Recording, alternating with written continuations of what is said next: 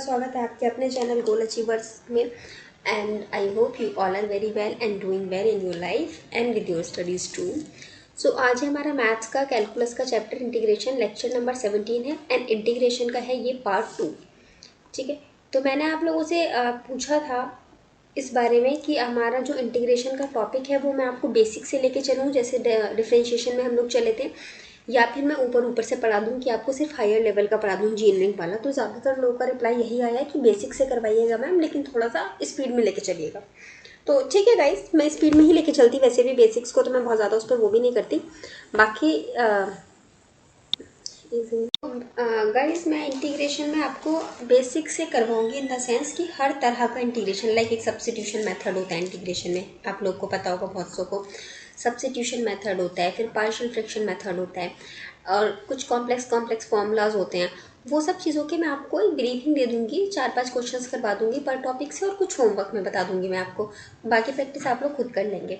लेकिन ये बेसिक्स आपने चूज़ किया, ये बहुत सही डिसीजन रहा है आप लोगों का, इसीलिए क्योंकि अगर आपको बेसिक्स नहीं आता होगा ना तो आपको हायर लेवल डिफरेंशियल इक्वेशन वहाँ जाके आप लोग कंफ्यूज हो जाएंगे। तो इट्स गुड कि हम बेसिक से ही पढ़ेंगे। बट हाँ, before going to towards lecture integration वाला अपना, उससे पहले टोटल डेरिवेटिव मैं आपको पढ़ा रही थी। इससे पहले जो इंटीग्रेशन का लेक्चर था, उससे पहले जो लेक्चर हुआ है उसमें मैंने आपको टोटल डेरिवेटिव पढ़ाया था। तो टोटल डेरिवेटिव में मैंने आपको कुछ होमवर्क्स भी दिए थे, 2 होमवर्क क्वेश्चन थे जो मैंने आपके साथ डिस्कस नहीं किए थे। तो मैं वो होमवर्क क्वेश्चन डिस्कस कर लेती हूँ। एंड गाइज प्लीज़, मैं जो आपको होमवर्क देती हूँ उसको सॉल्व किया कीजिए घर से। एंड हाँ, अभी मैं आपको ना वो नहीं प्रोवाइड करवा पा रही हूँ, लाइक जैसे मैंने लिमिट्स के आपको बहुत सारे क्वेश्चंस दिए थे, फिर कंटिन्यूटी या मैक्सिमम मिनिमा के बहुत सारे क्वेश्चंस दिए थे।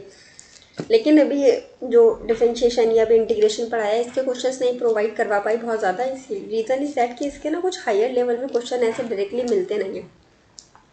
ठीक है, तो फिर भी मुझे जो भी मिलेगा मैं आपको प्रोवाइड करवा दूँगी। बाकी वरना तो मैं आपको कोई सोर्स बता दूंगी, आपको अगर इंटीग्रेशन एंड डिफरेंशिएशन के ज़्यादा से ज़्यादा क्वेश्चन प्रैक्टिस करने हैं उसके लिए मैं आपको सोर्स बता दूंगी कुछ, कि आप यहाँ से कर लीजिए वहाँ से कर लीजिए। बट अगर आपको बेसिक्स आ जाएगा ना, कि आपको पता चल जाएगा आप डिफरेंशिएशन कैसे करते हो, इंटीग्रेशन कैसे करते हो, तो उतना उसका नीड नहीं है, क्योंकि वो एग्जाम परस्पेक्टिव से उतना ज़्यादा रिक्वायर्ड नहीं है। तो ये एक होमवर्क क्वेश्चन था जो मैंने आपको दिया था, u equals to x square plus y square, x equals to 80 square, y equals to 280, and आपको d u by d t calculate करना था। तो देखिए आपको पता कैसे चलेगा कि ये क्वेश्चन टोटल डेरिवेटिव का है या किस तरह से आपको ये करना है। देखिए सबसे पहले आपको ये डी दिख रहा है, डी दिखने का मतलब क्या हो गया कि आपको इसमें डिफरेंशिएशन करना है, ये तो 100% कन्फर्म हो गया। उसके बाद ये टोटल डेरिवेटिव है, ये क्या है, उसके लिए आपको कैसे पता चलेगा कि आपका ये सिंपल डेरिवेशन है या टोटल डेरिवेटिव है। तो इसमें क्या होगा, आपका जो फंक्शन होगा ना, उसको जिसके रिस्पेक्ट में आपको डिफरेंशिएट करना होगा, वो आपके डायरेक्टली रिलेटेड नहीं होंगे। ठीक है, डायरेक्टली रिलेटेड नहीं होंगे एक दूसरे से। कैसे रिलेट होगा, फर्स्ट ये आपको जिसको फंक्शन को आपको डिफरेंशिएट करना है, ये किसी एक सेकेंड फंक्शन से आपका रिलेटेड होगा, एंड देन ये सेकेंड फंक्शन किसी थर्ड फंक्शन से रिलेटेड होगा, और आपको इस थर्ड फंक्शन के रिस्पेक्ट में ड्राइव करना होगा, सॉरी डिफरेंशिएट करना होगा। तो इस तरह की जब सिचुएशन होती है तब आपको टोटल डेरिवेशन निकालना होता है। अब टोटल डेरिवेशन निकालने का क्या तरीका होता है, मैंने आपको बताया था क्या, कि हमें जो फंक्शन गिवन है यहाँ पे ड्राइव करने के लिए, हम देखेंगे इससे हम कहाँ कहाँ पहुँच सकते हैं। हम x पे पहुँच सकते हैं, y पे पहुँच सकते हैं। फिर x से हम कहाँ पहुँच रहे हैं, x से हम पहुँच रहे हैं t पे। ये u से x और y पर हम पहुँच रहे थे ना, u से x पे एंड y पे पहुँच रहे थे, एंड देन x से हम t पे पहुँच रहे हैं, t पे पहुँच गए, एंड y से भी हम लोग t पे पहुँच रहे हैं। अच्छा, अब आप में से कुछ लोग का डाउट होगा कि मैम हम x से तो a पे भी पहुँच रहे हैं, तो गाइस a जो है ना वो कांस्टेंट है, t यहाँ पे वेरिएबल है, t के रिस्पेक्ट में निकालना है ना हमें। ओके, अब इस ये जो हमने डेटा चार्ट बनाया, इससे हम क्या निकाल सकते हैं, हमारा फॉर्मूला जो हमारा इसमें बनेगा क्या बनेगा। पहले हम u, क्योंकि 2 पार्ट्स में डिवाइड हो रहा है हमारा, तो हम u को पार्शियली डिफरेंशिएट करेंगे with respect to x, into फिर x हमारा t के रिस्पेक्ट में डिफरेंशिएट होगा, फुल्ली डिफरेंशिएट हो जा रहा है, क्योंकि x से तो सिर्फ t बन रहा है ना, u से हमारे 2 बन रहे थे, तो हमारा इसमें भी जाएगा u, इसमें भी जाएगा, लेकिन x का फिर सिर्फ t आ रहा था, तो dx बाई dt हो गया अपन लोग का। ओके, अब प्लस, अब हमारा क्या है, u x के रिस्पेक्ट में हो रहा है, तो y के रिस्पेक्ट में हो रहा है, तो del u by del y. Partial क्यों लगाया, क्योंकि हमारा x में भी जा रहा है y में भी जा रहा है। एंड इनटू, अब हमारा y सिर्फ t में जा रहा है और कहीं नहीं जा रहा, तो dy बाई डी टी। ठीक है, तो चलिए निकाल लेते हैं। पहले del u by del x square निकाल लेते हैं। ये किस चीज़ का सिंपल होता है?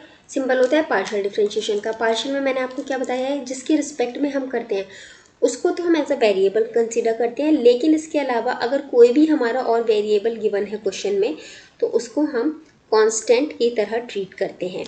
मतलब यहाँ पर जब हम x की रिस्पेक्ट में कर रहे हैं तो y हमारा कांस्टेंट हो जाएगा।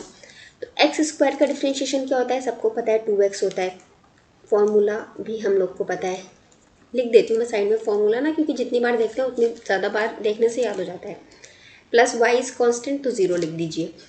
देन अपना हम क्या देखेंगे, D x by d T. ठीक है, D x by d T को करेंगे तो x हमारा ये है, तो अब हम इस फंक्शन को लेंगे। यहाँ पर जब हम इसको डिफ्रेंशिएट करेंगे D x by d T को, तो यहाँ पर देखिए क्या आ जाएगा आपका, t है वेरिएबल, तो t के साथ देखेंगे हमारा कुछ फंक्शन अटैच है या नहीं है। तो हमने देखा t स्क्वायर है, तो 2 इधर आ जाएगा। सेम अगेन इसी फंक्शन के हिसाब से देखिए, यहाँ पर हमने x लिया था क्योंकि नीचे x था। अब अगर हमारा नीचे t है तो यही फॉर्मूला हमारा इस तरह से बन जाएगा। ठीक है, तो हमने t के साथ देखा 2 है, तो हमारा 2 इधर आ गया। a तो कांस्टेंट था, एज इट इज रहेगा, t इधर आ जाएगा क्योंकि 2 माइनस 1 इज 1। ओके, देन हमारा del u by del y को करेंगे तो सिमिलरली हमारा del u by del y भी आ जाएगा क्या, u plus 2y, sorry 0 plus 2y। And then अपना d y by d t क्या आ जाएगा, d y by d t, ये रहा अपना d y by d T 280। इसको जब डिफरेंशिएट करेंगे तो आपका सिंपली 2a आ जाएगा। अब जो वैल्यूज़ ऑब्टेन हुई है उसको इसमें आप लोग पुट कर दीजिए आपका D u by d T निकालने के लिए। यहाँ से 2x प्लस 0 में से आप सिर्फ 2x पुट कर सकते हैं। ये फाइनली 0 का तो कुछ वो रहेगा नहीं ना, D x by d T की जगह आप 280 पुट कर सकते हैं। देन यहाँ पर भी सिमिलरली 2y एन इसकी जगह 2a। सॉल्व करेंगे तो ये आ जाएगा आपका 4axt, ये वाला टर्म बन जाएगा 4axt और ये बन जाएगा प्लस 4ay। ठीक है, ये आपका यहाँ तक सॉल्व करके आ गया। यहाँ तक तो आप लोग को कुछ डाउट होगा नहीं, समझ में आ गया होगा। अब अगर सपोज आपको इस तरह से ऑप्शन गिवन है तो वेल एंड गुड, आपका ये डायरेक्टली आंसर आ गया। अब अगर आपका जो ऑप्शंस है वो x की फॉर्म में गिवन नहीं है और सिर्फ t की फॉर्म में गिवन है, लेकिन हमारा क्वेश्चन में x भी है, तो हम यहाँ क्या करेंगे, जो हमारी x की वैल्यू क्वेश्चन में गिवन होती है ना, ये जो गिवन है, ये जो गिवन है, ये हम x की जगह पे पुट कर देंगे। कैसे पुट करेंगे देखिए, 4a x की जगह ये जो हमारा x का वैल्यू गिवन है 8 स्क्वायर, ये पुट कर देंगे into T plus 4a y की जगह हम क्या पुट कर देंगे, ये जो y की वैल्यू गिवन है 280। सॉल्व करेंगे इसको थोड़ा सा तो आ जाएगा आपका 4a square T cube plus आपको 8a स्क्वायर टी। ठीक है, बाकी आप इसमें से कॉमन वगैरह निकाल सकते हैं और फर्दर सॉल्व कर सकते हैं। तो डिपेंड आपको ऑप्शन में क्या गिवन है, ये गिवन है या ये गिवन है, जो भी ऑप्शन में गिवन है उस हिसाब से आप कर लीजिए। अगर ये भी गिवन नहीं है, हो सकता है इसमें से कुछ और कॉमन निकाल रखा हो, लाइक 4a स्क्वायर कॉमन निकल जाएगा यहाँ से, फिर अंदर टी क्यूब प्लस 2t रह जाएगा। ठीक है, तो वो डिपेंड करता है आपको, बल्कि टी भी कॉमन निकल जाएगा। तो डिपेंड करता है आपको ऑप्शन क्या दिया हुआ है, उसके हिसाब से आप आगे सॉल्व कर सकते हैं। बेसिक आपका मैं ये निकालना इंपॉर्टेंट आना चाहिए आपको, फिर बाकी तो आपका टोटली डिपेंड करता है क्वेश्चन में गिवन क्या है, उसके अकॉर्डिंग आपको सॉल्व करना होता है। ठीक है, तो ये अपने हम लोगों ने क्वेश्चन देखा, होमवर्क क्वेश्चन जो मैंने आपको दिया था, एंड मुझे लगता है कि इसमें आप लोग का कोई डाउट नहीं होगा, क्लियर हो गया होगा। Now moving to the next question, जो होमवर्क ही क्वेश्चन था, डिफरेंशिएशन का था। एंड इस क्वेश्चन में आपको क्या गिवन था, z equals to x cube plus y cube and x cube plus 2xy plus y cube equals to 99 minus 98/97। And आपको कैलकुलेट क्या करना था इसमें, dz बाई dx। ठीक है, अब आप लोग इसमें सवाल कर सकते हैं कि मैम हमें तो dz बाई dx निकालना है, डिफरेंशिएशन निकालना है, समझ में आ गया, लेकिन z तो डायरेक्टली रिलेटेड है हमारा x के साथ, तो हम डायरेक्टली इसको निकाल सकते हैं, डिफरेंशिएट करके आंसर निकाल सकते हैं। इसमें हमें ज़रूरत क्या है टोटल डिफरेंशिएशन करने की। देखिएगा, इसमें ज़रूरत ये है कि हमें साथ में एक फंक्शन ये भी दिया हुआ है, ठीक है, और ये हमारा अलग चलेगा। जब इस तरह से दो फंक्शंस दिए हुए होते हैं तब भी टोटल डिफरेंशिएशन करना पड़ता है, और बल्कि यहाँ पर हमें क्या करना पड़ता है, यहाँ पे इम्प्लिसिट फंक्शन बन जाता है ये। तो इम्प्लिसिट फंक्शन की तरह हमें इसको डिफ्रेंशिएट करना होता है। अब इसका क्या रोल आता है, क्या यूज़ आता है, देखिए वो अभी हम जैसे जैसे क्वेश्चंस को करेंगे ना, प्रोसीड करेंगे, आपको समझ में आता जाएगा। देखिए हमें क्या निकालना है, del z by del x. तो सिमिलरली हमारा जेड किससे रिलेटेड है, एक्स से रिलेटेड है, एंड अपन लोग के पास वाई से रिलेटेड है, ठीक है। फिर उसके बाद हमें एक्स निकालना है, तो एक्स अगेन हमारा वाई के ऊपर डिपेंडेंट है इस तरह से डिपेंडेंट, सॉरी एक्स वाई पे डिपेंडेंट नहीं है,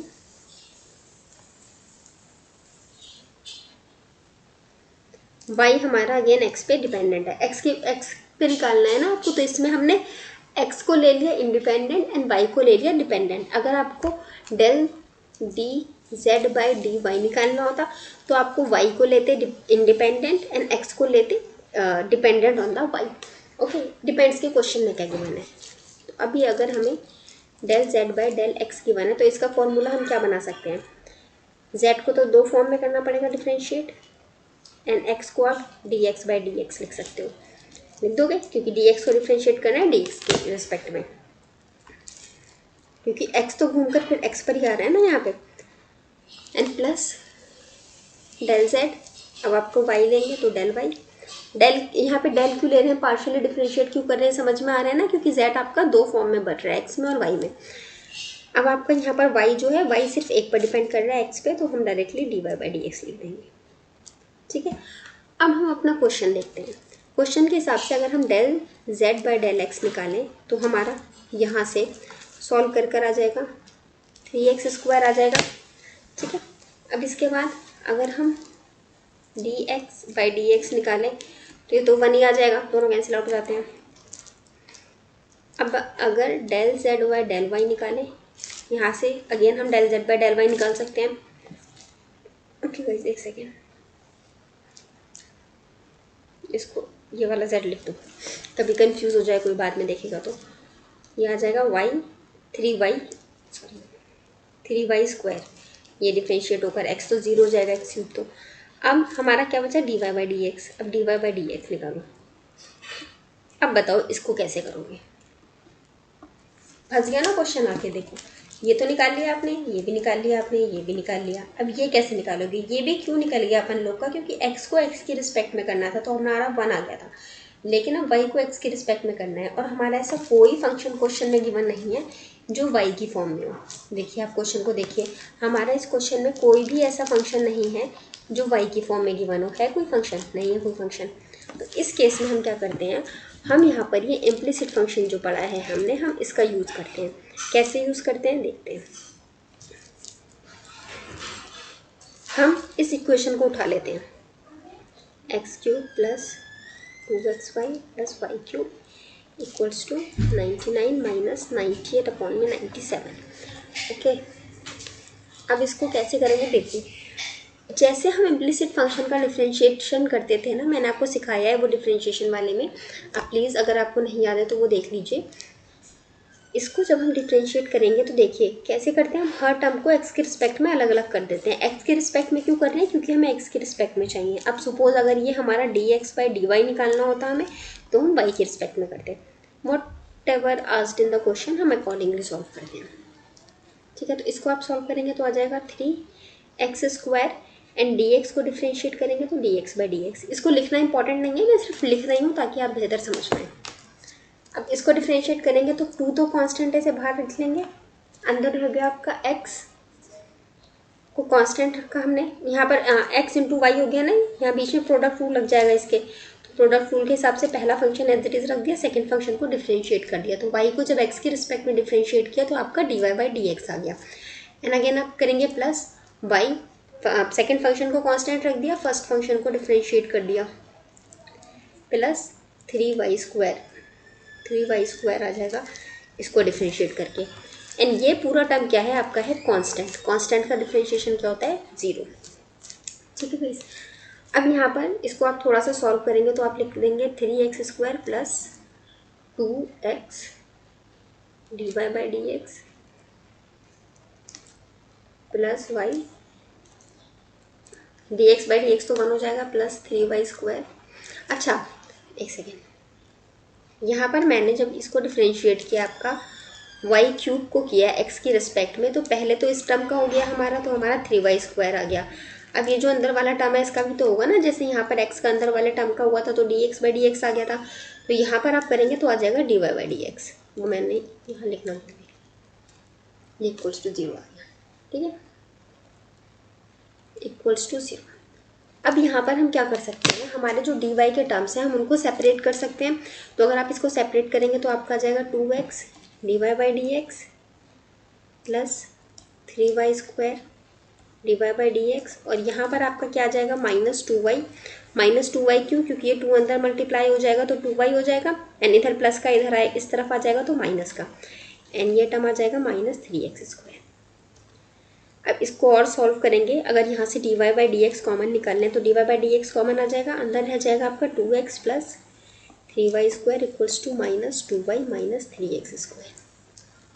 थोड़ा सॉल्व करेंगे, dy/dx आपका आ जाएगा कैलकुलेट करके -2y -3x² अपॉन में 2x प्लस 3y²। ठीक है, ये चीज़ आ गई। अब हमें क्या करना है, फाइनली हमारा, अब देखिए dy/dx भी आपका कैलकुलेट होकर आ गया ना। अब आपको इस इक्वेशन में अपने सारे टर्म्स को रख देने हैं, तो चलिए रख देते हैं। तो आपका dz/dx क्या आ जाएगा, पहले del z/del x 3x², फिर dx/dx into 1 plus del z/del y कितना आया 3y², 3y²। अब del y/del x dy/dx आपका कितना आ गया, ये वाला टर्म यहाँ नीचे लिख देती हूँ उस टर्म को, -2y -3x² 2x plus 3y²। ठीक है, यह आ गया आपका पूरा। अब इसको आप आगे सॉल्व कर सकते हैं डिपेंडिंग आपका ऑप्शन में क्या दिया है। आप यहाँ से 3 कॉमन निकाल सकते हैं, उसके बाद चाहें तो यहाँ से माइनस का साइन बाहर निकाल के अंदर वाले प्लस में लिख सकते हैं। तो you can do much with this according to whatever given in your options. तो उसके अकॉर्डिंग आप आगे बढ़ सकते हैं अपने इस क्वेश्चन के साथ। ठीक है गाइस, तो ये 2 क्वेश्चंस थे जो मैंने आपको टोटल डेरिवेटिव में दिए थे। अगर आप में से किसी का आंसर नहीं आया है तो प्लीज़ आप मेथड को देख लीजिए, एंड जिनका आंसर आ गया है तो please do check your answers. अभी हम बढ़ते हैं अपने आज के टॉपिक की तरफ, जो है इंटीग्रेशन। ठीक है, इंटीग्रेशन में गाइस मैंने आपको बेसिक फार्मूले सिर्फ बताए थे, एडवांस नहीं बताए हैं, एंड कुछ बेसिक थ्योरीज बता दी थी, मतलब थ्योरीज नहीं बोलूँगी, थ्योरम्स बता दी थी जिनका हम इन जनरल यूज़ करते हैं ज़्यादातर इंटीग्रेशन में। ठीक है, तो गाइस सबसे पहले एक सबसे इजी इंटीग्रेशन मैं आपको देती हूँ, जो मुझे लगता है हर कोई कर लेगा, x⁻⁶ dx। इसको इंटीग्रेट करना है, बहुत सिंपल है। हमें पता है x⁻n हमारा क्या होता है, x⁻n+1 गाइस एक चीज़ इसमें जो मेन है ना आपको याद रखना, वो ये कि आपको डिफरेंशिएशन और इंटीग्रेशन के फॉर्मूला में कंफ्यूज नहीं होना है। ठीक है, मैं अपने एक्सपीरियंस से बता रही हूँ, मैं एक इस फॉर्मूले में बहुत कंफ्यूज होती थी और एक cos x और sin x में मैं भूल जाती थी कि हमारा sin टू cos में डिफ्रेंशिएट करते हैं तब माइनस आता है, या फिर इंटीग्रेट करते हैं तब माइनस आता है। तो ये कन्फ्यूजन मुझे बहुत होती थी जब मैं 11th-12th में थी। तो ये छोटी छोटी चीज़ें हैं, इनको आप प्रैक्टिस करेंगे तो याद हो जाएगा। ठीक है, ये हमें पता है फॉर्मूला है, इसके हिसाब से चलेंगे तो x 6+1 अपॉन में 6+1, तो कितना आ जाएगा x 7/7 एंड प्लस कांस्टेंट का c। ठीक है, ये हम ज़रूर लगाते हैं। ठीक है, इसके बिना हमारा इंटीग्रेशन गलत हो जाता है। हालांकि ऑप्शंस में आपको ये लगा कर आएगा, बस मैं सिर्फ आपके एक नॉलेज के लिए एक चीज़ बता रही थी। ठीक है गाइस, अच्छा ये एक बहुत सिंपल क्वेश्चन आपने देख लिया, समझ में भी आ गया होगा। अब इससे थोड़ा सा ऊपर चलते हैं हम एक इंटीग्रेशन -8x dx, इसका बताइए। अब अगर सेम यही क्वेश्चन आपको दिया जाता डिफ्रेंशिएशन में तो आप क्या करते इसमें, इसका डिफ्रेंशिएशन में आप करते e⁻−8x, और ये जो -8 है इसको इधर ला के मल्टीप्लाई में भी रख देते ना, इस तरह से करते डिफ्रेंशिएशन इसका। पर मैंने आपको क्या बताया है कि जो आपका इंटीग्रेशन है ये बिल्कुल अपोजिट है डिफ्रेंशिएशन के, अपोजिट होता है ना बिल्कुल। जो मैंने बताया था ना, अगर कोई फंक्शन f(x) का इंटीग्रेशन gx आ रहा है तो gx का डिफ्रेंशिएशन f(x) आएगा, बताया था मैंने आपको, ये थ्योरम थी। तो अगर हमने पढ़ लिया अपोजिट आता है, देखिएगा इस फॉर्मूले में आपने क्या देखा था, जैसे एक्स की पावर एन वाला, अगर ये डिफ्रेंशिएशन का फॉर्मूला होता तो एक्स -1 लगता एंड यहाँ एन मल्टीप्लीकेशन में आता। ठीक है, +1 नहीं आता लेकिन सिर्फ एन आता है, बट समवेयर यहाँ पर क्या हो रहा है, डिवाइड हो रहा है और यहाँ पर मल्टीप्लाई हो रहा है। तो सेम चीज़ क्या होती है, आपका डिफ्रेंशिएशन में डिवाइड होता है, सॉरी मल्टीप्लाई होता है, एंड इंटीग्रेशन में आपका वही चीज़ नीचे डिवाइड में चला जाता है। तो इसका सिंपल सा आ जाता है e की पावर -8x अपॉन में -8 + c। ओके, इंटीग्रेशन में क्या होता है, ये जो आपको एक्स्ट्रा कांस्टेंट गिव 1 होता है वो इंटीग्रेशन में डिवाइड में चला जाता है, और मल्टीप्लिकेशन में आपका जो है वो डिफ्रेंशिएशन में जो है मल्टीप्लिकेशन में चला जाता है, एंड इंटीग्रेशन में आपका वही कांस्टेंट टर्म जो रहता है वो डिवाइड में आ जाता है। कंफ्यूजन कम करने के लिए एक क्वेश्चन और देख लेते हैं हम। अगर इंटीग्रेट करना है आपको cos 3x + 4 dx को, ठीक है। अब देखिए गाइस, इसमें भी सेम वही चीज़ होगी जो आपने पहले पढ़ी है, कुछ इसमें अलग नहीं होना है। पहले तो हम देखेंगे हमारा टर्म क्या है, cos का हमारा क्या आ जाएगा। देखिए जैसे आपका डिफ्रेंशिएशन में होता था ना, सेम वही चीज़ है। डिफ्रेंशिएशन में हम क्या यूज़ करते थे, अगर आप लोगों ने पढ़ा हो तो चेन रूल होता है एक। चेन रूल में क्या होता है कि अगर आपको ये cos x दिया हुआ है तो हम क्या करते थे, पहले cos x का करते थे sin x, ठीक है, sorry -sin x, and then ये जो x होता था फिर इस x का करते थे dx/dx विद रिस्पेक्ट टू अगर x आया है, ठीक है। अभी जो हमने टोटल डेरिवेटिव में भी मैंने कई जगह ये dx/dx लिखा था। या फिर अगर सिमिलरली आपका x² होता है तो इसको भी आप क्या करते थे 2x, एंड देन फिर इसका करते थे dx/dx। हालांकि ये कट के 1 आ जाता था, बट हम इसको इस तरह से करते थे। या फिर अगर आपको cos x sin x, तो चलो मैं प्रोडक्ट रूल लग जाएगा, मतलब अगर आपको इस तरह से फंक्शन गिवन होता था, cos हटा दीजिए, sin 3x + 4, अगर इसको आपको डिफ्रेंशिएट करना होता था विद रिस्पेक्ट टू x तो आप क्या करते थे, sin x का लिख देते थे cos x, sin x का आप cos x लिख देंगे, x की जगह हमें ये एंगल गिवन है 3x + 4 ये लिख देते थे।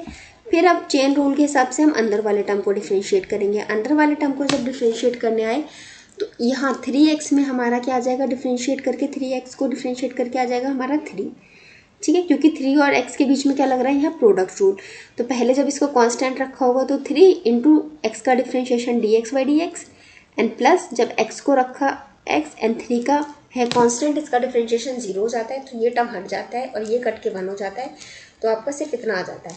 एंड फिर जब 4 को डिफ्रेंशिएट किया तो ये तो कांस्टेंट है तो 0 आ जाएगा, तो आपका फाइनल क्या आ जाता था 3 cos 3x + 4 इस तरह से आ जाता था।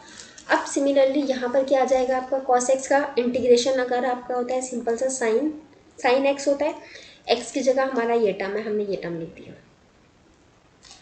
अब मैंने आपको क्या बताया, इंटीग्रेशन क्या होता है, डिफ्रेंशिएशन का उल्टा होता है। तो जब उल्टा होता है तो वहाँ पर क्या हो रहा था, आपका 3x मल्टीप्लाई में जा रहा था, यहाँ पर 3x क्या हो जाएगा आपका सीधा सीधा डिवाइड में आ जाएगा, ठीक है। यहाँ तक समझ में आ गया होगा, कोई डाउट नहीं होगा, ऐसा आई होप कि कुछ यहाँ तक आप लोग को इजीली समझ में आ रहा होगा कि सिर्फ हमने यहाँ पे क्यों लगा देते हैं, यहाँ पर इसको हम नॉर्मल जैसे आपका डिफ्रेंशिएशन का चेन रूल के हिसाब से जो आपका मल्टीप्लाई में जाता है वो चीज़ इंटीग्रेशन में उल्टा होकर डिफ्रेंशिएशन में आ जाता है, सॉरी डिवाइड में आ जाता है। अब डिवाइड में ये क्यों आता है ना यार, इसका भी रीज़न है, ये मैं आपको आगे जब सब्स्टिट्यूशन मेथड पढ़ाऊंगी ना तब मैं आपको ये भी दिखा दूंगी कि आपका डिवाइड में नीचे आता क्यों है।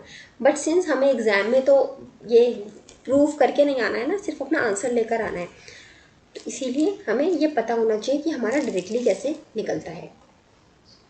ये इस तरह का क्वेश्चन आप AO के एग्जाम में एक्सपेक्ट कर सकते हैं, नॉट लाइक इतना सिंपल, बट इसमें कुछ चेंजिंग करके घुमा फिरा के मोर एंड लेस इस तरह का क्वेश्चन दे सकता है।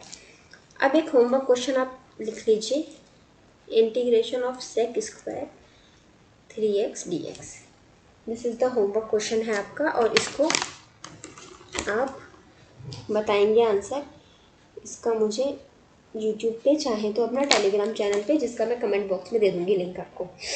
ओके गाइज, अब इसके बाद हम चलते हैं एक नेक्स्ट क्वेश्चन की तरफ।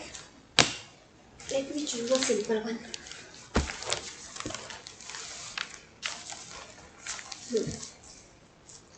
ये तो आप लोग होमवर्क में करने वाले हैं ना। ओके गाइज, अब थोड़ा सा क्या है ना, हमारा इंटीग्रेशन हो चाहे हमारा डिफ्रेंशिएशन हो, हम हमेशा क्या करते हैं, थोड़ा सिंपलेस्ट फॉर्म में लाने की कोशिश करते हैं, वो जिसमें हम प्लस करेंगे, कुछ डिवाइड करेंगे, कुछ माइनस करेंगे, या फिर कुछ अलजेब्रा लगाएंगे, कुछ ट्रिग्नोमेट्री के फॉर्मूले लगाएंगे। ठीक है, हम कुछ ना कुछ ऐसा करते हैं ताकि हमारा एक सिंपल फॉर्म में आ जाए जिसमें हम इजीली अपना फॉर्मूला लगा सकें। ठीक है, तो इसी तरह से हम इंटीग्रेशन में भी करते हैं, जैसे डिफ्रेंशिएशन में कर रहे थे। अब सपोज आपको एक क्वेश्चन दिया है x³ - x अपॉन में x dx, इसको अब आप कैसे डिफ्रेंशिएट करेंगे, सॉरी इंटीग्रेट करेंगे। थोड़ा सा कोई फॉर्मूला यहाँ समझ में आ रहा है, कुछ हो पा रहा है?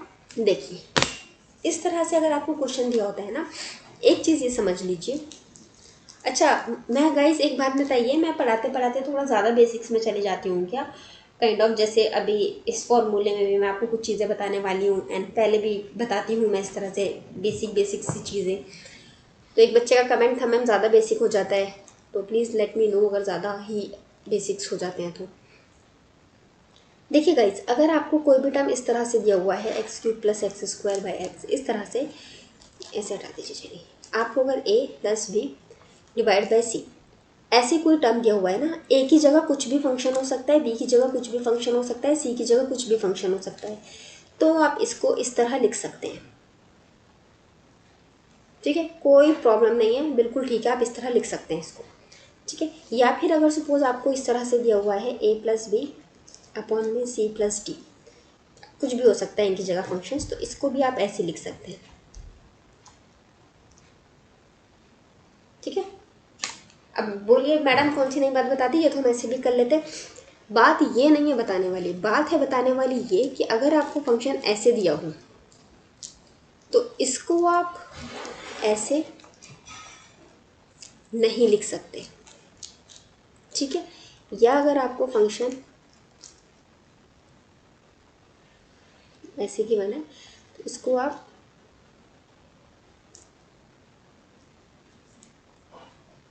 अपनी सहूलियत के हिसाब से क्वेश्चन इजी करने के लिए कभी आप इस तरह से करने की कोशिश करें, तो ये चीज़ आप नहीं कर सकते। ठीक है, इस तरह का आप नहीं कर सकते। हाँ, ये आप कर सकते हैं।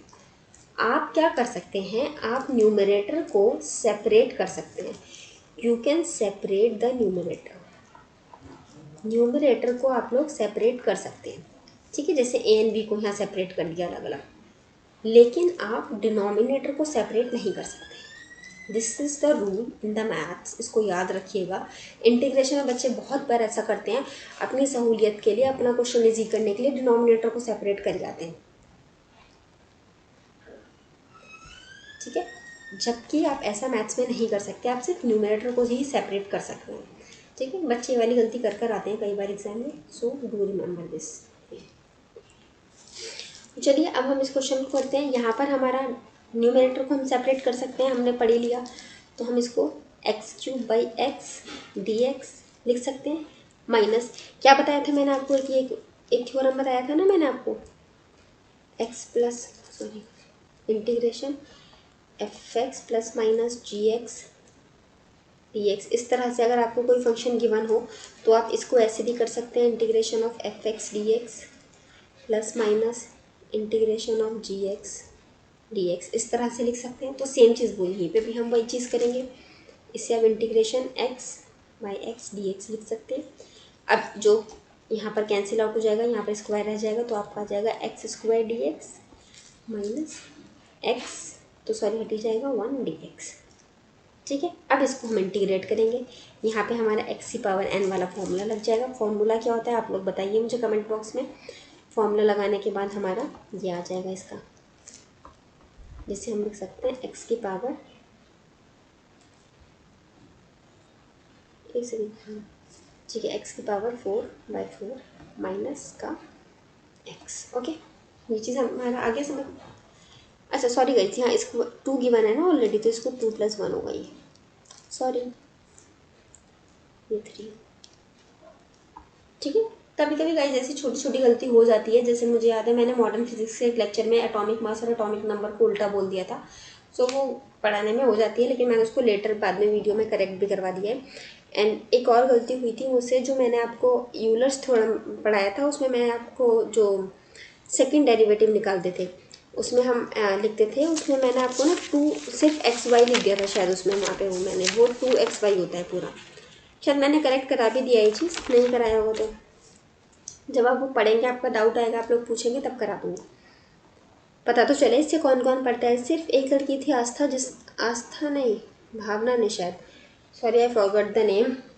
तो उन्होंने सिर्फ मुझसे ये चीज़ एक कंफर्म किया था, उनको मैंने रिप्लाई भी किया है कि वो मेरा मिस्टेक था। बट अगर आप लोग पढ़ेंगे, आप लोग पूछेंगे तो आपके डाउट्स क्लियर होंगे, अगर नहीं पढ़ेंगे तो फिर आपके डाउट्स रह जाएंगे। क्योंकि ये हो जाता है यार, क्लास में पढ़ाते पढ़ाते टीचर भी ना हो जाता है, टीचर के साथ भी ऐसा कि कंफ्यूज हो जाते हैं। कंफ्यूज नहीं होते हैं एक्चुअली, वो जब आपको 1 घंटे का 1.5 घंटे का लेक्चर रिकॉर्ड कर रहा होता है ना टीचर, साथ में 4 चीज़ें और चल रही होती हैं दिमाग में, जॉब पे जाना है, ये करना है, वो करना है, तो बाई मिस्टेक कुछ गलत बोल जाता है टीचर, या कुछ लिखना या बताना रह जाता है।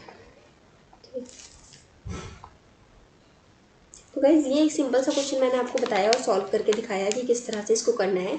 एक क्वेश्चन मैं आपको और दिखाती हूँ, सेम इसी तरह का क्वेश्चन है बट उसका आंसर अलग आएगा। बोलोगे मैडम क्या हुआ, ये सेम ही क्वेश्चन क्यों दे दो ये आपने। देखिए गाइज सेम नहीं है, पिछले क्वेश्चन में सिर्फ x था, इस क्वेश्चन में x² दे दिया है, और इस स्क्वायर की वजह से आपके पूरे क्वेश्चन की कहानी बदल जाएगी। एक सेकेंड गाइज,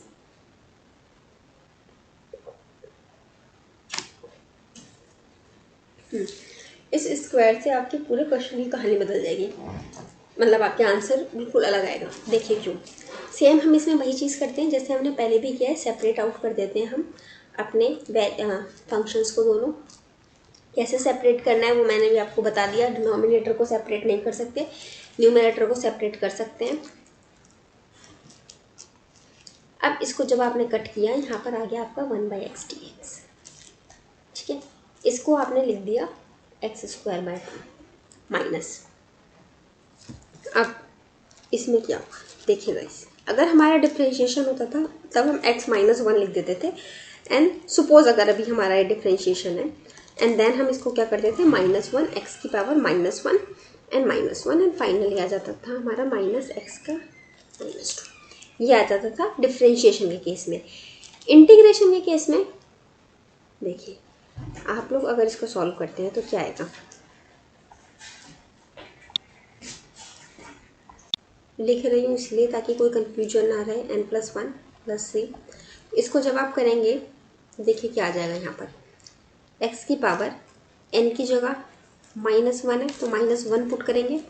-1 कैसे आया, क्योंकि हम 1/x को x की पावर -1 लिख सकते हैं, इसको ऊपर ले जाएंगे तो माइनस का आ जाएगा। इतना तो क्लियर हो गया होगा आप लोग को, ठीक है।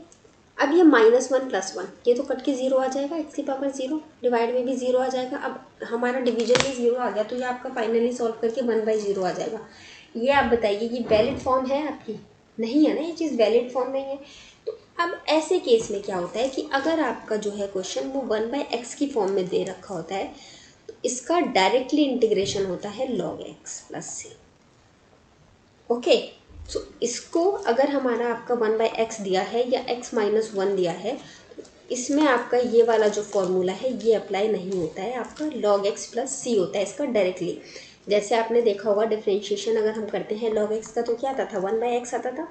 अब सिमिलरली अगर log के साथ आपका अंदर sin x रख देंगे तो ये भी आपका 1/sin x आ जाएगा।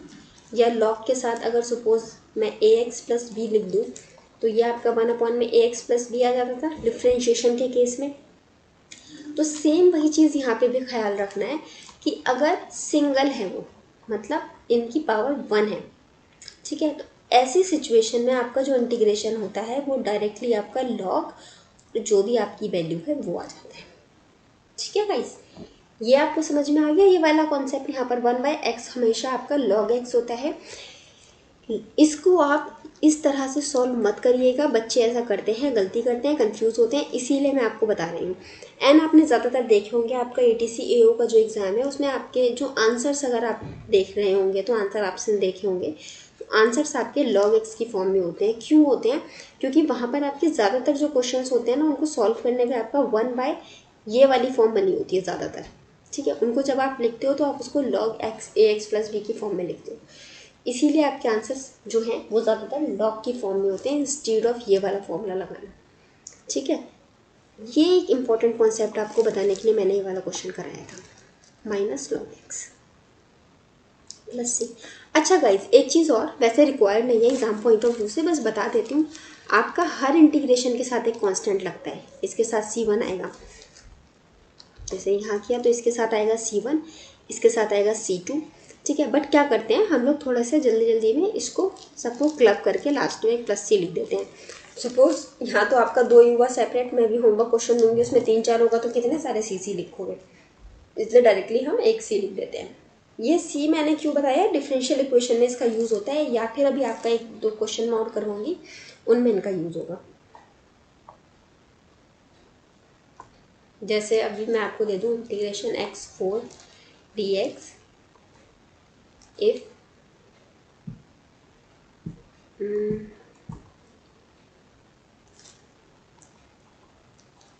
Find fx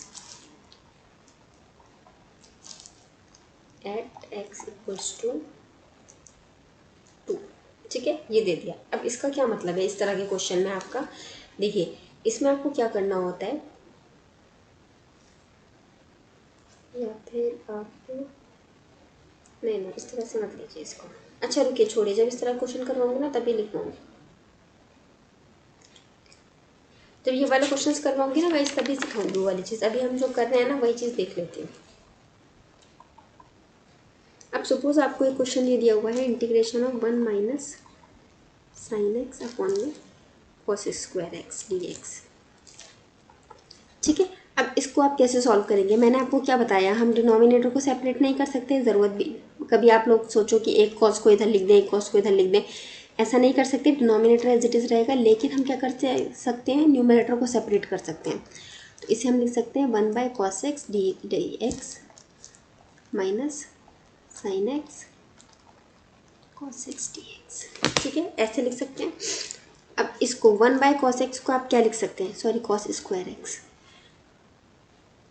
1 by cos square x को आप क्या लिख सकते हैं, सेक स्क्वायर एक्स लिख सकते हैं, माइनस इसको क्या लिख सकते हैं, इसको इस तरह से लिख सकते हैं।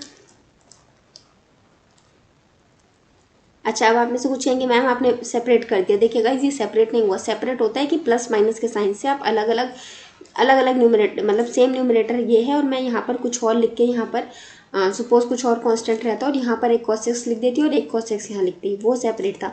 ये तो मैंने बस इसको रीराइट कर दिया, लिखने का तरीका बदल दिया। आप चाहें तो ऐसे भी रहने दे सकते हैं स्क्वायर की फॉर्म में, वो आपका चॉइस है, बस ऐसा लिखने का मेरा पर्पस ये था ताकि आपको अच्छे से समझ में आ पाए। अब देखिए यहाँ पर गाइज, ये sine x by cos x, ये तो आपका टेन एक्स बनता है, हमें पता है, रह गया क्या कॉस एक्स। तो ये कॉस एक्स अकेला नहीं है ना, ऊपर 1 भी है, 1 बाय कॉस एक्स है, तो 1 बाय कॉस एक्स हमारा क्या हो जाएगा, सेक एक्स। इसको हम क्या लिख सकते हैं,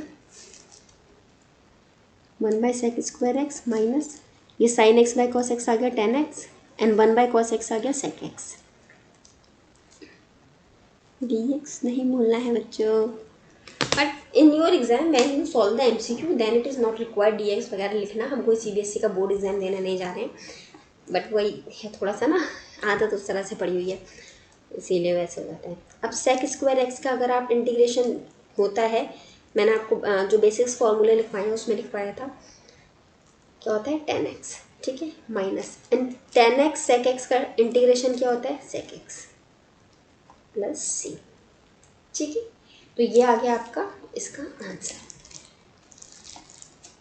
ओके गाइस। बाकी अब इसको आप और रिफॉर्म करके इसको, हो सकता है आपको एग्जाम में ये साइन बाय कॉस की फॉर्म में दे दें, ये 1 बाय कॉस की फॉर्म में लिख के दे दे, तो वो डिपेंड्स आपको क्या एमसीक्यू में दे रखा है, उसके हिसाब से आप रीअरेंज कर लीजिएगा, ठीक है गाइस। एक क्वेश्चन और देखते हैं सेम टाइप से, एक्स स्क्वायर अपॉन में एक्स प्लस 1 dx। देखिए अब बताइए, मैंने इसी क्वेश्चन के लिए वो जो न्यूमरेटर डिनोमिनेटर सेपरेशन वाला कॉन्सेप्ट समझाया था वो इसी क्वेश्चन के लिए था। अब अगर सपोज किसी को वो कॉन्सेप्ट ना पता हो तो आप इस क्वेश्चन को बहुत इजीली सॉल्व कर लेंगे, x d x plus x square by 1 D x, हो गया सॉल्व। अब तो कुछ बचा ही नहीं ना, नॉर्मल से एक्स की पावर एन वाला फॉर्मूला बचा है। लेकिन ये आपका गलत है क्योंकि हम डिनोमिनेटर को सेपरेट नहीं कर सकते, हम सिर्फ न्यूमरेटर को सेपरेट कर सकते हैं। तो इस क्वेश्चन में हम क्या करते हैं, हम इसमें ऐसा कुछ बनाने का कोशिश करते हैं कि हमारा ऊपर नीचे का जो टर्म है किसी तरह से हमारा ख़त्म हो जाए, चाहे तो ये फॉर्मूला में कंज्यूम हो जाए या ट्रिग्नोमेट्रिक अलजेब्रा से कंज्यूम हो जाए किसी तरह से।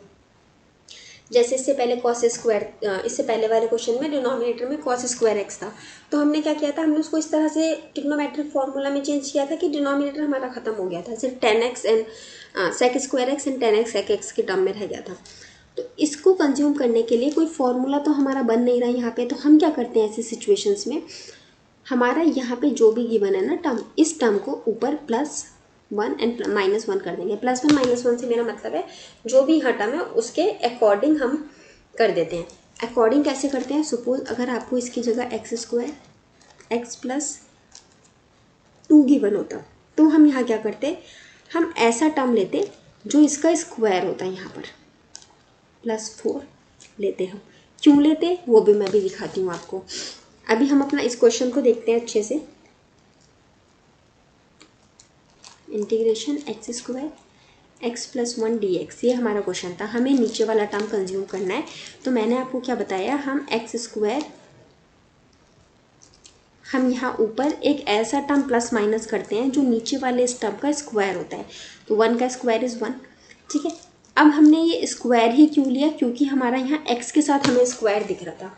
x के साथ स्क्वायर दिखने का मतलब है हम यहाँ पर इस तरह से इसको लिख सकते हैं x² -1, अगर इस 1 को हम इधर ले आते हैं +1,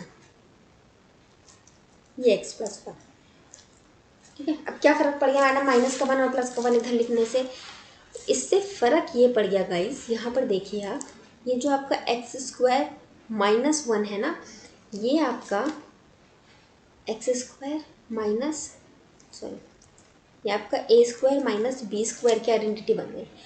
1 जो है वो आपका स्क्वायर में चला जाएगा, ठीक है। इसको आप a+b एंड a-b इस तरह से लिख सकते हैं ना। इसको हम लिख देंगे x² तो बच जाएगा x-1 x+1 +1 अपॉन में x+1 dx, ठीक है। ये हो गया हमारा। अब हम इसको कट कर सकते हैं, ऊपर नीचे कट कर देंगे, ये आ जाएगा हमारा x-1 +1 dx, ये कट हो जाएगा, हमारा इंटीग्रेशन x dx हो गया। इसको आपका x²/2 +c, ये आ गया सिंपल सा। कोई इसमें दिक्कत नहीं हुई होगी, बिल्कुल इजीली आप लोगों ने सॉल्व कर लिया होगा। अच्छा एक सेकेंड गाइस, सॉरी मैं ये वाला 1 तो भूल ही गई, हमारा जो यहाँ गिवन है। देखिए गाइस, हमारा एक ये 1 भी गिवन है ना साथ में, इसको भी तो इंटीग्रेट करना पड़ेगा ना इस 1 को भी। लेकिन अगर हमारा ये इधर प्रोडक्ट में था, इधर ये 1 में था, तो अब हम ऐसी सिचुएशन में क्या करते थे, अगर हमारा प्लस का साइन लगा के 2 अलग अलग टर्म्स दे रखे होते थे, हम यहाँ पे न्यूमरेटर को सेपरेट कर देते थे। लेकिन सेपरेट करने से पहले, सेपरेट हम कब करेंगे, जब हमने इसको कट नहीं किया है। अगर कट कर लिया होगा तो फिर हम क्या सेपरेट करेंगे, कट करने से पहले हम इसको सेपरेट नहीं करेंगे, या आप बोल सकते हैं आप इस स्टेप पे सेपरेट कर लीजिए। सेपरेट करके आपके अलग अलग टर्म बन जाएंगे x-1, क्योंकि देखिए गाइस, क्यों अभी कट नहीं कर सकते हम इसको, क्योंकि हम कट तब कर पाएंगे कि अगर हमारा इधर भी x+1 होता, तब हम कट करते। क्या होता है, हम कोई भी चीज़ को अगर कट करते हैं, 2 + 2/4 लिखा है, इंटू यहाँ 4 भी लिखा है, हम कब कट कर पाएंगे, अगर हमारा ये इंटू 2 यहाँ पे, अगर वो हमारा तीनों जगह पर हो, ऊपर के जितने भी टर्म हो सब में 2 हो, ताकि हम उसको कॉमन लेके फिर कट कर देते हैं। अगर हम कॉमन नहीं लेना चाहते हैं तब हम डायरेक्टली कट करते हैं, कब, जब हमारे हर टर्म में वो सेम टर्म मौजूद होता है। लेकिन यहाँ पर इधर है हमारा वो टर्म, इधर नहीं है 1 के साथ, तो इसीलिए हम कट नहीं कर सकते बिना इनको सेपरेट करें, इसीलिए हमें पहले इसको सेपरेट करना पड़ेगा इन्हें। प्लस अब हम इसको इजीली कट कर पाएंगे। पहले ये 1 के साथ हमारा x+1 नहीं था ना, ये 1 अकेला था हमारा, इसके साथ x+1 नहीं था, तो हम इसलिए इसको ऊपर नीचे हम इधर x+1 को कट नहीं कर सकते थे। या तो हमारा इधर भी x+1 होता तो हम कट कर देते, अब कट कर देंगे, तो ये आ जाएगा इंटीग्रेशन x-1 dx प्लस, अब ये देखिए ये 1/x+1 का आपका बन गया। मैंने क्या बताया था, इस तरह से हमारी इसकी पावर पूरे की पावर 1 है, तो जब ऐसी सिचुएशन होती है तो हमारा सीधा फॉर्मूला यहाँ पर क्या लगता है आपका, इसको इंटीग्रेट करके log x+1, एंड इसको आप करेंगे तो फिर अगेन वेरिएबल सेपरेट करना पड़ेगा यहाँ x dx माइनस 1 dx, ठीक है। इसको फिर करेंगे तो आ जाएगा आपका x² माइनस एक्स एंड ये वाला टर्म प्लस x+1 प्लस सी, ठीक है गाइस। क्लियर हो गया होगा ऐसा, आई होप कि आप लोग को अच्छे समझ में आ गया होगा। कुछ समझ नहीं आया है, डाउट है तो पूछ लीजिए। कुछ 1-2 पॉइंट्स बताने थे मुझे। देखिए गाइस, अब सपोज इसमें यहाँ प्लस का साइन ना देके नीचे माइनस का साइन गिवन होता, तो आप x², तो आप क्या करते हैं यहाँ पर, तो आप सिमिलरली माइनस का कट कर देते एंड प्लस वाले के साथ आप ना आगे का कंटिन्यू करते, सेम आता, सिर्फ यहाँ पे प्लस का साइन आ जाता। ओके गाइस, अब सपोज अगर आपको क्वेश्चन में ये ऊपर x² ना देकर सिर्फ x/x+1 इस तरह से दिया होता, तो आप क्या कर सकते थे यहाँ, तो भी आप यहाँ पर अगेन +1 -1 करते, लेकिन उसमें क्या होता, +1 -1 x-1, सॉरी x+1 ऐसे लिख सकते थे इसको। एंड उसके बाद आप इस टर्म को अलग लेके एंड इस टर्म को अलग लेके वेरिएबल सेपरेट करके एंड देन आगे सॉल्व कर सकते थे। तो ये आपका अलग लेके सॉल्व होता और इतना टर्म फिर अलग लेके सॉल्व होता है। ये ऊपर नीचे डायरेक्टली कट जाता और साथ में कुछ एक्स्ट्रा भी नहीं बचता, ठीक है गाइस। तो इस तरह से आपको बस थोड़ा थोड़ा ना अरेंज करना पड़ता है क्वेश्चंस को, आप अरेंज करके कैसे उसको सॉल्व कर पा रहे हैं, ठीक है। मैं बहुत ज़्यादा टाइम नहीं लूँगी आपका इंटीग्रेशन वाले टॉपिक में, मतलब ये बेसिक्स मैं जल्दी जल्दी करवा दूँगी। जैसे आज तो बहुत ही बेसिक कराया था मैंने, इसीलिए ताकि आप लोगों को बहुत अच्छे से समझ में आए। अब मैं 1-2 आपको होमवर्क क्वेश्चन दे देती हूँ इसको ट्राई करने के लिए। इंटीग्रेशन 4e⁻³ + 1 dx क्या होगा आपको, ठीक है, ये आपको बताना है। एंड इसके अलावा और क्वेश्चन आप नोट कीजिए। इंटीग्रेशन ऑफ 1 + x³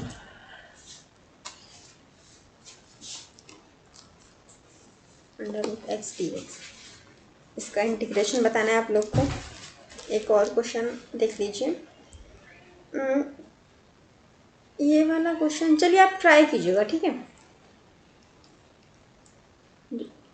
मैंने आपको जो फॉर्मूलाज बताए हैं ना, उन्हीं की हेल्प से हो जाएगा। डोंट डू चिटिंग, ठीक है, डायरेक्टली सॉल्व कर ट्राई कीजिएगा इनको सॉल्व करने का, हो जाएगा। इजी क्वेश्चन है, 3 क्वेश्चन है, क्वेश्चन पहले दिया है, एक क्वेश्चन और ना, ये तो इजी सही है क्योंकि पावर एक्स लिख देते हैं, चलेगा, चलिए छोड़िए, ठीक है, मन करे तो इसको भी कर लेना। ये 4-5 क्वेश्चन है होमवर्क क्वेश्चन में आपको इस इजी जो जिसको हम कहते हैं ना बेसिक्स ऑफ द इंटीग्रेशंस, मतलब इससे इजी आपको इंटीग्रेशन का क्वेश्चन मिल ही नहीं सकता, वो करवाया है मैंने आज आपको, और वही होमवर्क में भी दिया है। मैं टाइम चेक कर लेती हूँ, टाइम होगा तो मैं आपको आगे पढ़ा देती हूँ सब्स्टिट्यूशन मेथड्स वगैरह। अभी तो है 10 मिनट है। तो गाइस देखिए, ये 3 क्वेश्चंस आपको होमवर्क, ये 4 क्वेश्चंस एंड एक क्वेश्चन मैंने पहले दिया है, ये आपको होमवर्क में है सॉल्व कर आना है। मैं आपको 1-2 चीज़ें बता देती हूँ जहाँ से आप चाहें तो प्रैक्टिस कर सकते हैं, आपका इंटीग्रेशन काफ़ी फिर अच्छा खासा डेवलप हो जाएगा। देखिए गाइस, आपको लोग जो हैं सजेस्ट करेंगे RD शर्मा, RS अग्रवाल करने के लिए और बहुत सी बुक्स करने के लिए। You can go for them, they are very good books, आपका बहुत हायर लेवल का इंटीग्रेशन उनसे अच्छा खासा आपका आ जाता है। बट बिफोर गोइंग देयर मैं आपको सजेस्ट करूँगी आप NCERT कर लीजिए, ठीक है। 12th क्लास की NCERT है, चैप्टर नंबर है 7, ठीक है। ये बहुत इंपॉर्टेंट बुक है आपको इंटीग्रेशन सीखने के लिए, बहुत, मतलब one of the basic and best मुझे लगती है। जो इसमें आपको हर टाइप के क्वेश्चन मिल जाएंगे, हर तरह के मिल जाएंगे, एंड प्लस आपका बेसिक स्किल बहुत अच्छे लेवल पे जाके डेवलप हो जाता है। जब आप इसको कर लेंगे ना, then you can go for the RD Sharma और whatever the other peoples are suggesting you. I won't recommend all those books, required नहीं है एग्जाम पॉइंट ऑफ व्यू से। इतना समझ लेंगे तो आपका अच्छा खासा NCERT से आपका अच्छा खासा हो जाता है डेवलप आपका इंटीग्रेशन का स्किल। बाकी अगर आपका इंजीनियरिंग में कोई बुक रहा हो आपके पास, आप वहाँ से देख सकते हैं। मेन जो है आपका जो होगा ना इंटीग्रेशन का यूज़ आपका डिफरेंशियल इक्वेशन में होगा, उस लेवल का इंटीग्रेशन आपका डेवलप हो जाएगा NCERT से अच्छी तरह से। एंड उसके बाद फिर अगर आप लोग ये कर लेंगे उसके बाद मुझे बताइएगा। अगर आपको और हायर लेवल का कुछ चाहिए होगा तो I will look for some question, तो मैं आपको प्रोवाइड करवा दूंगी। लेकिन पहले ये बेसिक बुक आप कवर कीजिए। अगर आप लोगों के पास ये बुक नहीं है, if you people don't have this book ना, तो डोंट बाई इट, ठीक है। देन डोंट बाई, बिल्कुल भी खरीद मत लेना, फालतू में पैसे खर्च करने की जरूरत नहीं। वैसे ज़्यादा महंगी आती भी नहीं है एनसीईआरटी, मतलब बेस्ट बुक लगती है मुझे दुनिया में ना। एनसीईआरटी से अच्छी बुक नहीं लगती मुझे। 100 रुपये की किताब आ जाती है आपकी, और इतना तगड़ा कॉन्सेप्ट बिल्डअप करती है ना, मतलब कोई किताब कर ही नहीं सकती उस लेवल का कॉन्सेप्ट आपका बिल्डअप, कोई किताब नहीं कर सकती। इस बात की आई कैन गारंटी यू। जो मर्जी आप रेफरेंस बुक लेके पढ़ लीजिए, लेकिन जो चीज़ एनसीईआरटी सिखा जाएगी ना, वो कहीं और नहीं सिखा, कोई और किताब नहीं सिखा सकती। हाँ, लेकिन एनसीईआरटी समझने के लिए मेहनत बहुत करनी पड़ती है। एक लाइन को 10 बार पढ़ना पड़ता है, तब समझ में आता है कि उस लाइन का मतलब क्या है। बाकी रेफरेंस बुक्स में क्या है कि वो लाइन को बहुत इजीली डिकोड करके दे देते हैं, तो वो अच्छा लगता है, पढ़ने में इजी भी लगता है, समझ में आ जाता है, और सबसे अच्छी बात एग्जाम में क्वेश्चन आ जाता है, लेकिन कॉन्सेप्ट बिल्डअप नहीं हो पाता है। तो एनसीईआरटी मुझे बहुत अच्छी लगती है पर्सनली, मैं हर चीज़ के लिए एनसीईआरटी बहुत फॉलो करती हूँ। If you wise want you can also go for it, और मैं तो यही सजेस्ट करूँगी। अगर आपके पास ये नहीं है तो डोंट बाई इट। वैसे तो बहुत सस्ती सी किताब है, लेकिन फिर भी सिर्फ एक चैप्टर के लिए ख़रीदना वर्थ नहीं है। आप ना एनसीईआरटी की वेबसाइट है, ठीक है, यहाँ पे रुकिए, मैं भी आपको, अगर ये ओपन हो जाता है आज की डेट में तो मैं आपको ज़रूर दिखाऊंगी आप कहाँ से इसको डाउनलोड कर सकते हैं।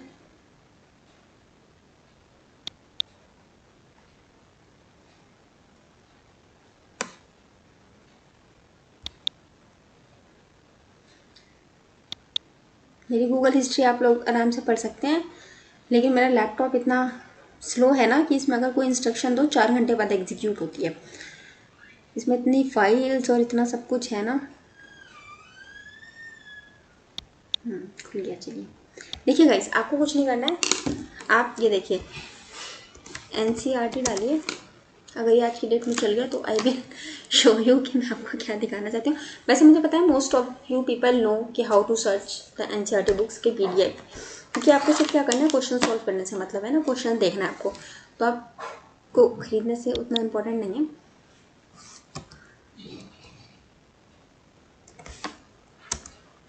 वैसे ओपन नहीं हो रहा है, आई एम रियली सॉरी। आप एनसीईआरटी की ना वेबसाइट पे जाइएगा, ठीक है, उसमें डायरेक्टली ऑप्शन आ जाता है, ऐसे सर्च बार बना हुआ, उसमें आपको सिलेक्ट करना होता है अपनी क्लास 12 सिलेक्ट कीजिएगा। वहाँ पे फिर आपको सब्जेक्ट सिलेक्ट करना होता है, सब्जेक्ट में अपना मैथ सिलेक्ट कीजिएगा, बुक 1 या बुक 2 करके आपको उसमें आगे सिलेक्ट करना होगा। तो ये बुक 2 है आपकी, चैप्टर नंबर 7 आपका बुक 2 में है।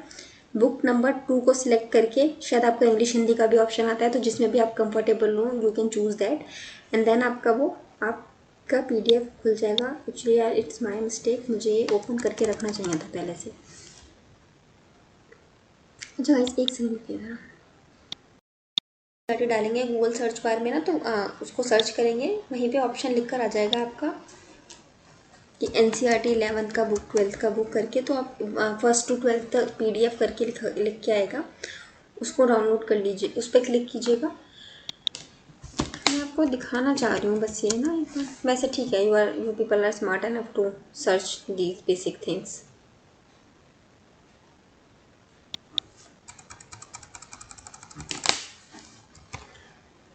आरटी डाल के आप लोग सर्च कीजिए, एक सेकेंड शायद ये हो जाएगा सर्च, तो आप लोग देख लीजिएगा।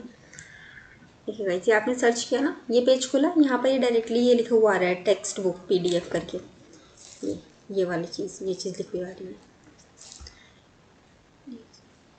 जहाँ ये कर सकता। इस पर आप ओके करेंगे, text book PDF 1st to 12th वाले पेज वाले पे। यहाँ पर आपको चूज़ करने का ऑप्शन आ जाएगा, आपको क्या सब्जेक्ट की बुक चूज़ करनी है, कौन से सब्जेक्ट की। एक सेकेंड, देखिए ये आ गया ना, यहाँ पर ये लिखा हुआ गया क्लास सेलेक्ट करना है, क्या सेलेक्ट करना है। यहाँ से आप क्लास सेलेक्ट कर लीजिए, आपको चाहिए 12th क्लास की, कौन सा सब्जेक्ट है आपका, मैथमेटिक्स, एंड आपका बुक का टाइटल क्या है, पार्ट 2 हमें चाहिए, क्योंकि मैंने आपको बताया इंटीग्रेशन पार्ट 2 में है, chapter number 7, and go for it. इसके बाद ये आपकी बुक है, छोटा सा पेज खुल रहा है, यहाँ पर आपकी लिस्ट है। अब आप चाहें तो आप ये कंप्लीट डाउनलोड कंप्लीट बुक भी कर सकते हैं, या फिर आप सिर्फ चैप्टर 1 को डाउनलोड कर लीजिए। फॉर योर इंटीग्रेशन वाला है वो चैप्टर। इसमें ऑप्शन नहीं आ रहा है मेरे को। ओके, ओपन करने का ऑप्शन आ रहा है, लेट मी ओपन इट। ये देखिए, ये आपका बुक का आई गेस चैप्टर मुझे बहुत अच्छे से तो याद नहीं है, लेकिन जहाँ तक मुझे याद आ रहा है चैप्टर नंबर 7 था। हाँ देखिए, इसका चैप्टर नंबर 7 है आपका। वैसे 6 चैप्टर पार्ट 1 में, 7 चैप्टर ये रहा। और इसमें आपके फिर ये क्वेश्चन हैं इंटीग्रेशन के। ये आपको बेसिक्स थोड़ा सा थ्योरी समझाई हुई है, क्या होता है इंटीग्रेशन, क्या नहीं होता है। कुछ प्रॉपर्टीज़ हैं बताई हुई हैं जो मैं आपको ऑलरेडी बता चुकी हूँ। इनमें दोबारा से आपको देखना चाहें तो देख सकते हैं, अदरवाइज नॉट रिक्वायर्ड। फिर उसके बाद देखिए आपके यहाँ से एग्जाम्पल स्टार्ट हो जाते हैं। ठीक है, इन एग्जाम्पल्स को सॉल्व कीजिएगा। देखिए वही एग्जाम्पल जो हमने अभी करा है वही एग्जाम्पल है सेम, और भी एग्जाम्पल्स हैं। देखिए ये क्या है ना, बेसिक एग्जाम्पल्स हैं। इनको करने से क्या होता है, आपका बेसिक्स डेवलप होता चला आता है। तो एनसीईआरटी के ये जो एग्जाम्पल्स हैं एंड प्लस फिर एक्सरसाइज का क्वेश्चन है 7.1, आप पूरा कर लीजिएगा इसको। ज़्यादा क्वेश्चंस नहीं है, सिर्फ 22 क्वेश्चन है। अब आप लोग चाहें तो मैं इसका स्क्रीनशॉट लेके भी आप लोग को देख सकती हूँ, मगर वो इतना क्या कोई फ़ायदा नहीं है ना, आप लोग अपना डाउनलोड करके भी कर सकते हैं इजीली। तो इसको आप सॉल्व करने की कोशिश कीजिएगा इन क्वेश्चंस को। उसके बाद हमारा आ जाता है इंटीग्रेशन बाय सब्स्टिट्यूशन। ये मैं आपको नेक्स्ट लेक्चर में अपना पढ़ा दूँगी। एंड होमवर्क अभी आपका यही रहेगा, ये 22 क्वेश्चन जो हैं ये वाले, और इसके जो एग्जाम्पल क्वेश्चन है वो आपको सॉल्व करने हैं। इससे आपका बेसिक फॉर्मूले ना याद हो जाएंगे। पता है, मेन फ़ायदा ये होता है प्रैक्टिस का कि आपको फॉर्मूलाज याद हो जाते हैं। तो ये मैंने आपको बता दिया आपको कैसे ओपन करना है, कहाँ से बुक मिलेगी, और इसी बुक से मैं अब आपको ज़्यादा होमवर्क दूंगी फॉर द इंटीग्रेशन वाला चैप्टर। ठीक है गाइस, बाकी अगर आपको लेक्चर अच्छा लगता है तो प्लीज़ इसको लाइक कीजिए। प्रीवियस वीडियो पे मेरा 1 लाइक था, सिर्फ 1 लाइक। सीरियसली गाइस, इतना बुरा पढ़ाती हूँ कि एक बंदे ने लाइक किया है बस, वो भी शायद मेरा अपना खुद का ही लाइक होगा। लाइक कीजिए, शेयर कीजिए, एंड प्लीज़ मेरे चैनल को सब्सक्राइब कीजिए, लोगों को बताइए, and please do support guys, please support. And thank you very much. और अगर आपका कुछ भी सजेशन है, कुछ भी बताना चाहते हैं तो प्लीज़ मुझे ज़रूर बताइए। कुछ भी अगर आप लोग चाहते हैं इम्प्रूवमेंट या कोई भी तरह का आप लोग और सजेशन अपना देना चाहते हैं तो please do give me. And मैं एनसीईआरटी के लिए एक बार और दोबारा से लिख देती हूँ। अगर कोई एनसीईआरटी की वेबसाइट से नहीं मिल पा रहा है किसी को, तो आप डायरेक्टली गूगल सर्च बार में ना ये डालिएगा ncrt.nic.in। ठीक है, दिस इज़ द एनसीईआरटी की वेबसाइट। फिर आपको लेकिन इसमें थोड़ा सा सर्च करना पड़ेगा, लाइक टेक्स्ट बुक का एक कॉलम आएगा, मतलब नीचे वेबसाइट में सबसे नीचे आता है कॉलम, 4-5-6 कॉलम होते हैं। यहाँ सेकंड नंबर पे इधर टेक्स्ट बुक लिखा होता है, उस पर क्लिक कीजिए। देखिए ये ncrt.nic.in है ना, ये बताया था, ये वेबसाइट है। इसको डालेंगे, यहाँ पर नीचे आपका टेक्स्ट बुक का कहीं कॉलम आता होगा, वहाँ पे सेलेक्ट करके फिर थोड़ा जाना पड़ेगा। बेटर ऑप्शन वही है, गूगल सर्च बार से चले जाइए। सो this is it for today guys. Thank you very much for watching the lecture, and do like, share and subscribe my channel. Here's the end of the video.